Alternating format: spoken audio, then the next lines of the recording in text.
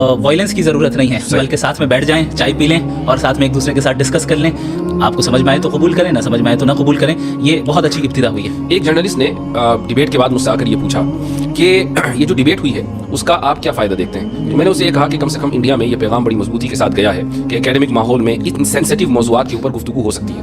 تو اس نے بڑی شاکنگ بات کہی مجھ سے. اس نے کہا انڈیا کا کیا مطلب، ساری دنیا میں ایسا ہی ہے، ڈیبیٹ ان موضوعات پر ہوتی نہیں ہے. میں نے کہا نہیں، آپ غلط ہیں. یورپ میں، امریکہ میں، دنیا کے اکثر ممالک میں ان موضوعات کے اوپر ڈیبیٹس ہوتی ہیں، بڑے ہی اکیڈمک ماحول میں گفتگو ہوتی ہے، دونوں طرف سے دلائل آتے ہیں اور الحمدللہ ہم حق کا جو مقدمہ ہے وہ بڑے واضح انداز سے پیش کرتے ہیں. ایک جرنلسٹ نے مجھ سے بھی کچھ اسی طرح کا سوال پوچھا تھا. اس نے کہا کہ باقی چیزوں کو چھوڑ کر ڈز گاڈ ایگزسٹ پر ہی کیوں بات ہوئی؟ تو ہم نے کہا کہ بھائی ہمارے نزدیک گاڈ کا ایگزسٹنس جو ہے وہ در حقیقت سب سے بڑا مسئلہ ہے، اور گاڈ پر ایمان لانا یہ سب سے بڑا مسئلہ ہے. چونکہ باقی ساری چیزیں سیکنڈری درجے کی چیز ہے. ہمارے لیے ہم اس دنیا میں آئے ہیں، ہماری زندگی کا پرپس جو ہے وہ اللہ کو راضی کرنا ہے، اللہ کی اطاعت کرنا ہے. تو یہ سوال دراصل اس بنیاد پر مبنی ہے کہ آپ اس چیز کو ایک سیکنڈری اور پرائیویٹ چیز سمجھ رہے ہیں اور سمجھ رہے ہیں کہ اس کی کوئی خاص اہمیت نہیں ہے، آپ کو صرف مادی اور مٹیریلسٹک جو ہے ترقی کرنی ہے. یہی ورلڈ ویو دراصل جو ہے مغربی دنیا نے دیا ہے کہ کس طریقے سے لوگوں کو مٹیریلزم میں مبتلا کر دیا جائے. اور الحمدللہ اللہ نے چاہا تو یہ ایک بہت بڑا سبب بنے گا کہ لوگوں کو حق ان تک پہنچے اور سمجھیں کہ ہم اس دنیا میں کیوں آئے ہیں اور ہماری زندگی کا اصل مقصد کیا ہے. ضرور، ماشاء اللہ. اچھا، ڈیبیٹ میں کچھ ٹاپکس ڈسکس ہوئے اور ویسے تو آپ نے ماشاء اللہ وافی شافی جواب دیا وہاں پر، اور میں سمجھتا ہوں کہ جو شخص 20-2 گھنٹے کی ڈیبیٹ کو دیکھے گا تو جن موضوعات کا احاطہ کیا گیا ہے ان موضوعات کے اوپر اس کو اچھی معلومات فراہم ہوگی. لیکن چند باتیں ہیں جن کو ٹائم کی لمیٹیشن کی وجہ سے اور جو اس وقت جو وائب رہتی ہے اس میں آپ کو 5 باتیں کہنی ہے، ٹائم کم ہے، اس میں سے 2 باتیں آپ نے کہہ دی اور 3 باتیں رہ گئی.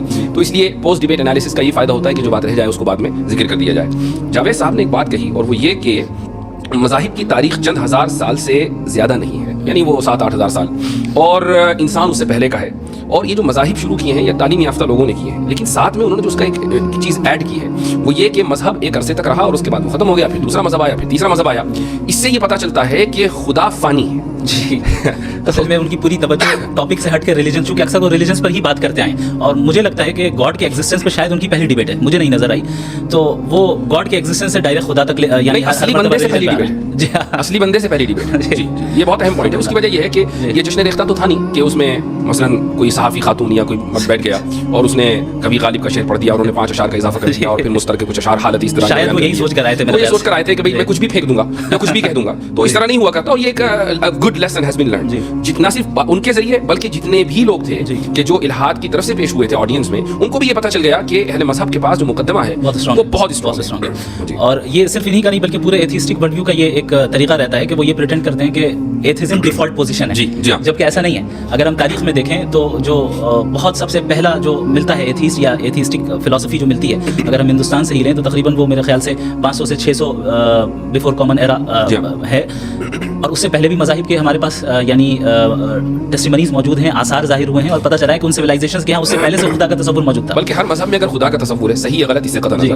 تو اس کا مطلب تو یہ ہوا کہ جب سے مذاہب ہیں تب سے انسانیت اس بات کے اوپر متفق ہے کہ خدا ہے. خدا کی تشریح میں تو اختلاف ہوا، بالکل، یہ تو یونیورسل ٹروتھ ہوا. صحیح. اور جہاں تک ان کا یہ کہنا ہے کہ مذاہب آئے اور چلے گئے، خدا فانی ہو گیا، تو وہ مذہب غلط تھا اس لیے فنا ہو گیا. اس کا خدا کہاں فانی ہوا؟ خدا تو باقی ہے، صحیح مذہب آج بھی باقی ہے. ہر